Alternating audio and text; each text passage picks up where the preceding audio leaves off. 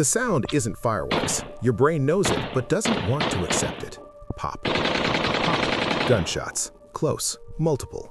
The sound that turns a Tuesday afternoon at the mall into the worst day of your life. People are screaming, running in every direction like a flock of birds hit by a stone. Someone near you drops. Not tripping. Dropping. You've got maybe 3 seconds. 3 seconds to make a decision that determines whether you're giving a police statement tonight or becoming one. Run? Hide? Fight? Your legs are concrete. Your brain's spinning like a corrupted hard drive. Every instinct is screaming conflicting orders, and the paralysis, that frozen moment where you're trying to process what's happening, that's the thing that kills most people in the first 30 seconds. Because here's the fun fact nobody mentions in those corporate active shooter trainings. Your brain is hardwired to freeze when confronted with violence. It's called normalcy bias. Your mind literally refuses to believe this is happening because shootings happen on the news, not in your Target store, not during your dentist appointment, not at your kid's school concert. No SWAT team is breaching the door in time. The average active shooter event lasts 12.5 minutes. Police response time? 3 to 10 minutes if you're lucky. That means you're on your own for the part that matters. No security guard is engaging the threat. Most aren't armed, most aren't trained, and most are running too because they have families. Just you, a room full of panicked strangers, and the very real sound of someone reloading. But here's the thing about mass shootings. They're chaos, and chaos has patterns. If you know the patterns, if you can override your brain's factory settings and actually move, you might just make it home. Subscribe right now because what you're about to learn isn't taught in school, isn't covered in workplace training, and could be the difference between survivor and statistic. We're doing active shooter survival, apocalypse style. Let's talk numbers, because numbers don't lie even when your brain does. The FBI analyzed 277 active shooter incidents between 2000 and 2020. Here's what they found, and I promise none of it's comforting.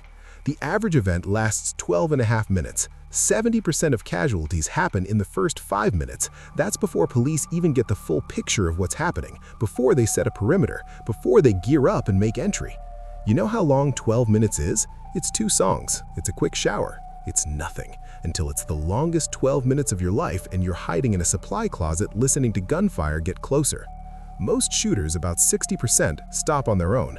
Either they complete what they came to do, they off themselves, or they simply run out of targets in the immediate area. 22% are stopped by law enforcement, 13% by civilians. The remaining 5%, they surrender or are stopped by other means. Here's the part that matters. In incidents where civilians engaged the shooter, 94% were successful in stopping or slowing the attack. Not because they were heroes, not because they had training, because they did something instead of nothing. Your brain wants to do nothing. It wants to crouch in the corner and hope the bad thing goes away. That's a great strategy for dealing with a grizzly bear. Terrible strategy for dealing with a human actively hunting humans.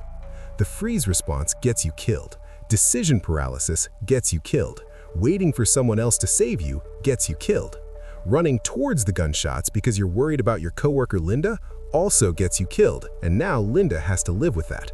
So let's talk about the 3 options you actually have. Run, hide, fight. You've heard it before, probably in some painfully boring PowerPoint presentation where the examples were vague and the advice was use common sense. Common sense doesn't exist when your adrenaline is spiking and your hands are shaking and someone 3 aisles over just stopped screaming. So we're going granular, specific, actionable, the stuff they don't tell you because it sounds too harsh or too real or might scare the liability lawyers. Option 1, run. Get out, evacuate, escape, whatever corporate word makes you feel better about sprinting for your life. When running is the right call, you can see a clear path to an exit. Not, I think there's a door that way. You can actually see it. The shooter is not between you and that exit. You know this because you've identified where the shots are coming from. Directional awareness. It matters. Sound echoes in buildings, so you might not be perfect, but you should have a general idea of that direction is bad, this direction is less bad. Other people are successfully escaping. If you see a crowd moving towards an exit and they're not getting shot, that's a decent indicator that path is viable. If people are running back from that direction screaming, maybe try a different exit. You're near an exit already. You're by the door. Lucky you. Use it. How to run without dying. Leave your stuff. I'm talking everything. your purse with your wallet, your phone with 10,000 photos, your keys, your jacket, your dignity, all of it. Drop it like it's contaminated, because every second you spend gathering your belongings is a second you're not moving, and movement is survival. But my phone? No, your phone is replaceable. You are not. Drop it. But my car keys? Walk home. Uber exists. Your car will be there tomorrow surrounded by crime scene tape, but it'll be there. You won't if you stop to dig through your bag. Don't stop for fallen people. I know that sounds sociopathic. I know it sounds like something a villain says, but you cannot help anyone if you're dead. You cannot render aid if you're the next casualty. Keep moving. First responders will handle the wounded. That's their job. Your job is to not become the wounded. If the shooter can see you, don't run in a straight line. Zigzag, serpentine, make yourself a harder target. No, you're not going to dodge bullets like Neo, but you are going to make it harder for someone to track you with a sight picture, and that fraction of a second could matter. Use cover, not concealment. There's a difference, and it's the difference between protection and a false sense of security. Cover stops bullets, concrete walls, thick metal, car engine blocks, solid wood furniture. Concealment just hides you. Drywall, cubicle dividers, office plants, your coworker Derek. Derek is not cover, Derek is concealment at best. Don't stop when you reach the parking lot. Keep running. Get distance. Get to another building. Get to a neighbor's house. Get away. The parking lot is still within the shooter's potential range, and you don't know if there's a second shooter. Multiple attackers are rare but not unheard of. Once you're safe, and I mean actually safe, not just I think I'm far enough, then call 911. Not while you're running. Both hands free, full attention on not dying. You can report later. Common mistakes that get people killed. Running towards the gunshots. I don't care if your friend is back there. I don't care if it's your kid's classroom. If you run toward the threat unarmed and untrained, you're adding yourself to the casualty count. And now your friend or kid has to process that trauma too. Let law enforcement handle it. That's literally what they train for. Stopping to film on your phone. This is not content. This is not a tic-tac moment. You are not a journalist. Put the phone away and run. Trying to reason with the shooter. They're not interested in your compelling arguments. They're not interested in your peaceful resolution. They came here to do violence, and words won't stop them. Save your breath for running. Scenario-specific escapes. Office building? Use stairwells, never elevators. Elevators can trap you, lose power, or open directly into the shooter. Stairs give you options, give you mobility, give you control. School? If you're in a ground floor classroom, windows are your friend. Break them if you have to. Yes, you might cut yourself. Cuts heal. Gunshot wounds are less cooperative. Get out and run away from the building. Mall? Look for those unmarked doors that say employees only. Service corridors, loading docks, back exits. Malls are designed with multiple exit points. Find one and use it. Concert or stadium? This is where it gets complicated because of crowd crush. If everyone's running for the same exit and it's bottlenecked, you might be better off finding an alternate route or hunkering down. Trampling kills people too. Assess quickly.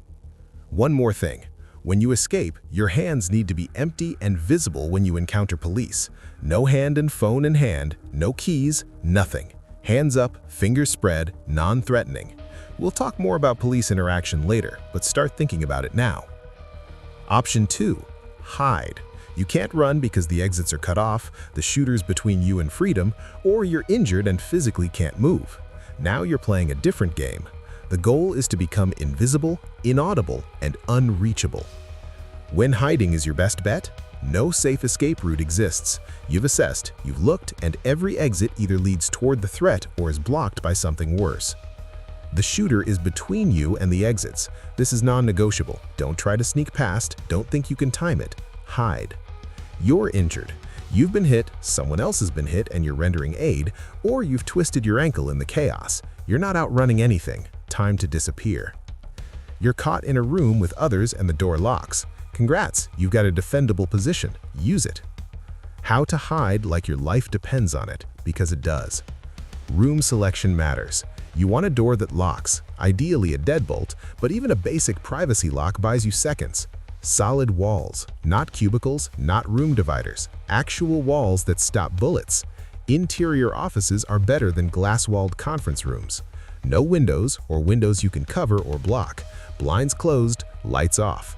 If there are windows, stay below the sight line. Heavy furniture to barricade with. Desks, filing cabinets, bookcases. Weight matters. A secondary exit option if possible. Another door, a window with a survivable drop, an adjoining room. Always have a plan B. Barricading 101. Lock the door immediately. First thing, before you even think about the next step. Push heavy furniture against the door. Not just one desk, multiple pieces. You're not trying to lock him out. He can shoot through the lock. You're trying to make it physically impossible to push the door open even if the lock fails. Angle furniture if you can, so it wedges against the door and the floor or walls. If there's a belt, a necktie, a power cord, use it to secure the door handle to something immovable. Tie it to a desk leg, a radiator, whatever's bolted down.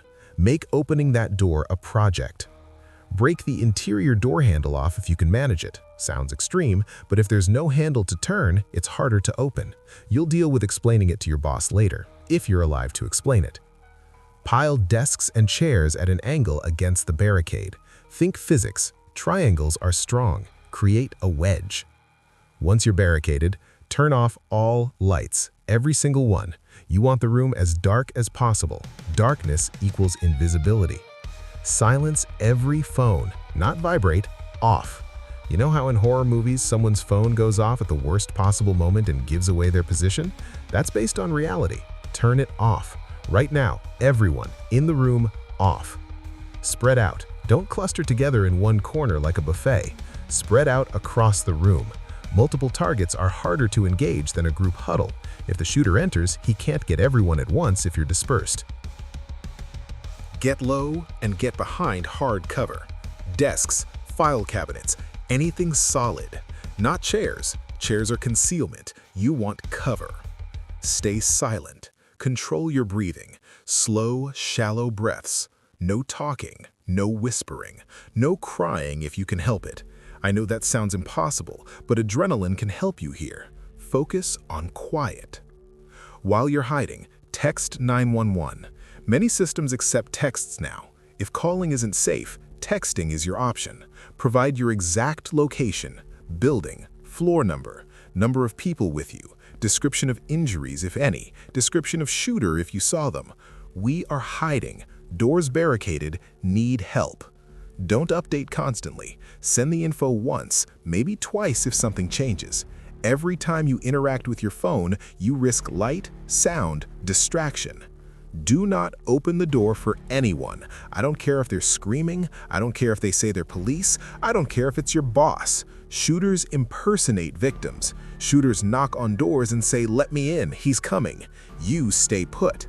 Law enforcement will identify themselves with specific protocols. They'll say, "Police, open the door," and you will comply, but anyone else? No. The hardest decision you might face. What if the shooter enters your hiding space? What if the barricade fails, the door opens, and he's there? Now you're at a terrible fork in the road. Option A, play dead. Drop immediately, go limp, don't move, don't make eye contact. Some shooters move past bodies assuming they're already casualties. It's a gamble, a horrifying, degrading, desperate gamble. Option B, fight. We're getting to that. Hold on. If you're hiding in a room with others, you need a plan. Designate silently who's doing what if it comes to fighting. Point at people. Point at potential weapons. Point at attack positions. Don't speak. Use hand signals, not agreements, because if that door opens, you have zero time to coordinate. Someone needs to be ready to throw things immediately. Books, chairs, fire extinguisher contents. Someone needs to go for the gun hand. Someone needs to attack from the side or behind if possible. Multiple attackers overwhelm a single shooter. That's your advantage. Use it. Option 3. Fight. The last resort. The option nobody wants. The option means everything else failed, and now it's primal survival. When fighting is your only option, the shooter has entered your hiding space. He's there, in the room. You can see him. There's no escape. The door's blocked, The windows don't open, you're trapped. You're about to die anyway. He's pointing the gun at you or someone next to you. This is it. Fight or die. You have numbers. A group can overwhelm a lone shooter. Coordination helps, but even panicked group action is better than individual inaction. Let's talk psychology first, because this matters. You are not an action hero. You have not trained for this. You're probably not in great shape. You're terrified, shaking, possibly already injured. That's fine. That's normal. That's human. Fighting back doesn't mean you're Bruce Willis in Die Hard. It means you're a cornered animal refusing to go quietly.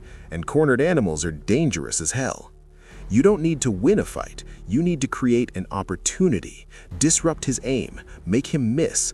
Buy time for others to escape or attack. Cause enough chaos that he stops being in control.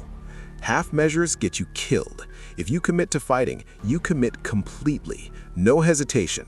No, let me try talking first. You explode into action with every ounce of energy and violence you can summon, because you're not fighting to wound him, you're fighting to stop him, permanently if necessary. Improvised weapons because you're not armed. Fire extinguisher. This is your best friend. Spray it directly in his face. It's blinding, disorienting, choking. Then use the canister as a club. It's heavy, metal, and swings with momentum. Scissors, stabbing weapon. Go for the neck, face, hands. Anywhere that bleeds or hurts enough to make him drop the gun. Belt, choking weapon.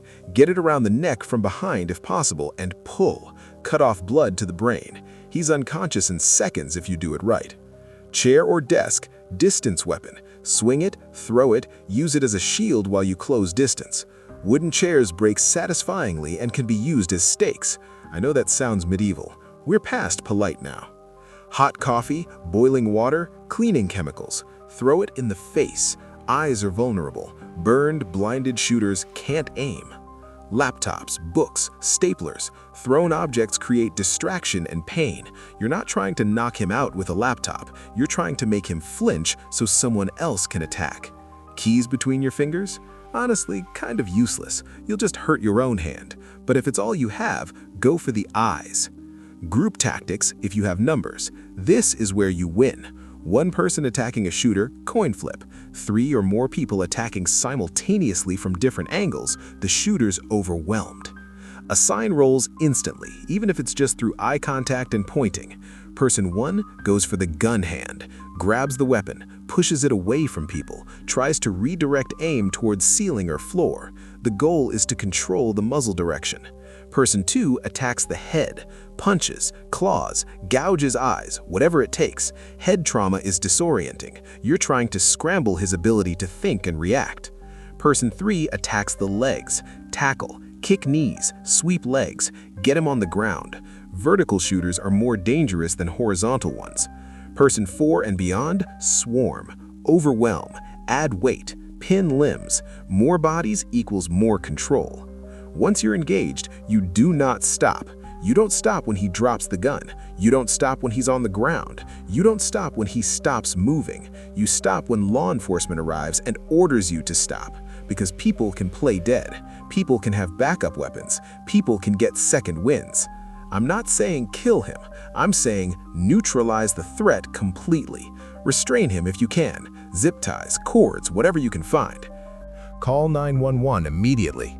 Shooter is down. We need police and EMS. Location is specific place. Render first aid to the wounded if you're able. Gunshot wounds bleed fast. Apply pressure. Use shirts as bandages. Save who you can. Do not touch the gun unless you're trained and need to clear it for safety. It's evidence. Let law enforcement handle it. Understand, if you fight back and survive, you've done something statistically rare and psychologically traumatic. You're going to need help processing this. That's not weakness, that's humanity. Okay, so you've survived. You ran, you hid, maybe you fought.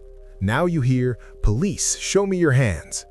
This is where people who survived the shooter get shot by police, because responding officers are arriving to an active threat environment. They don't know who's who. They don't know if you're a victim, a witness, or a second shooter. All they know is gunfire was reported, people are wounded, and everyone is a potential threat until proven otherwise.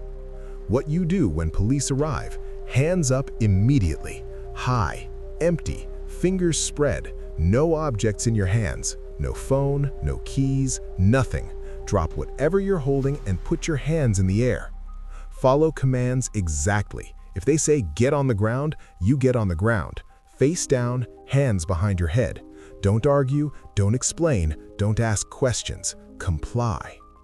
Do not make sudden movements. Slow, deliberate, visible actions only. If you need to reach for something, you announce it first. My ID is in my pocket. I'm reaching for it with my left hand. Then do it slowly. Do not run toward police. I know you're happy to see them. I know you want to get to safety, but running toward armed officers in a high-stress situation is how you get mistaken for a threat. Walk if directed. Otherwise, stay put. Do not point or gesture wildly. Keep your hands visible and still. If you need to indicate direction, use your words, not your hands. What you should say and only say, the shooter is in this direction or location. Give them actionable intel about the threat. There are wounded in this location. Help them prioritize. I am a witness. Identify yourself as non-threatening. Then stop talking. Answer direct questions. Don't volunteer information. Don't narrate. Follow instructions.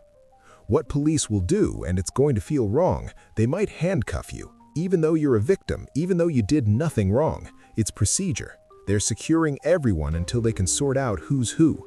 Don't resist. Don't protest. Comply. They're going to pat you down, search you. Again, procedure. Let them.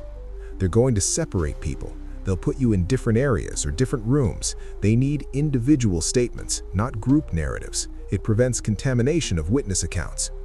They might step over wounded people. This is the harshest reality. Their first priority is stopping the threat, not treating casualties. Once the shooter is neutralized, then they'll render aid. It's brutal, but it's tactical doctrine. You are going to be there for hours. Crime scene, investigation, statements, witness interviews, reunification processes. It's going to be long, exhausting, and frustrating. Bring patience. Cooperate fully. You'll get home eventually. And when you do get home, understand you're not okay. Even if you're not physically hurt, even if you didn't see the worst of it, even if you feel fine in the moment, trauma doesn't work on a schedule. It shows up later. Days, weeks, months. Seek counseling. Talk to professionals. Don't tough it out. Don't bottle it up. Survivors carry guilt, anger, fear, hypervigilance. That's normal. Processing it is necessary. Let's talk about the part nobody focuses on. Not being there in the first place.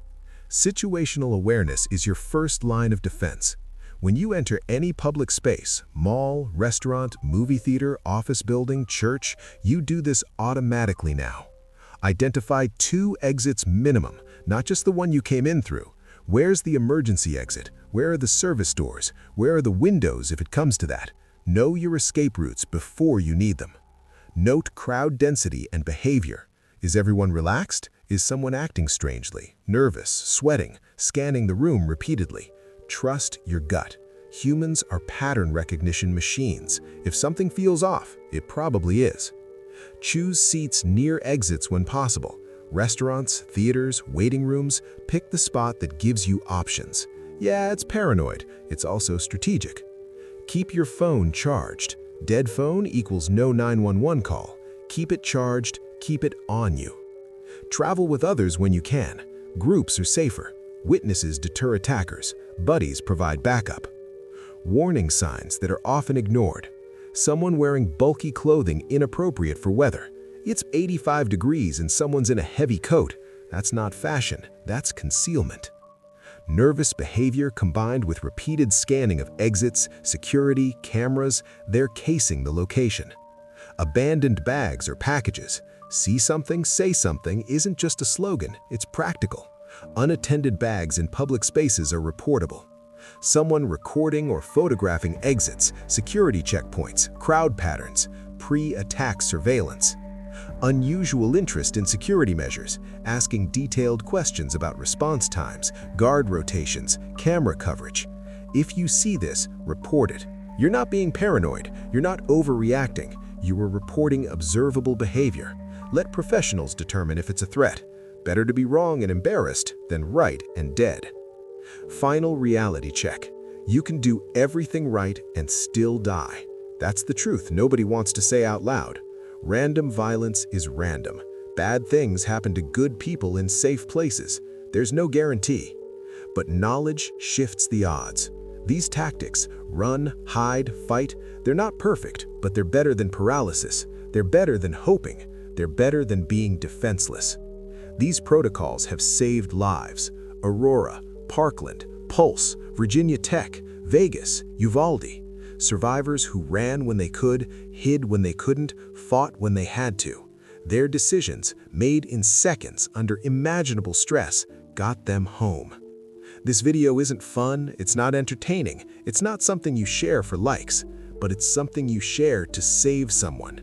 Because one day, someone you know might hear that sound that isn't fireworks, and on that day, this 15 minutes could be the difference. Bookmark this, share it with people you care about. Practice these scenarios mentally, visualize your escape routes, think through your decisions now so your brain has a template when the moment comes. If this video helped you, hit that subscribe button. Drop a comment telling me what crisis you want covered next. Download the complete protocol PDF linked in the description. It's got every phone number, every checklist, every template. And remember, situational awareness isn't paranoia, it's preparation. You wear a seatbelt, you have a fire extinguisher. This is the same thing, just for a different nightmare. Stay safe, stay aware, and I'll see you in the next one.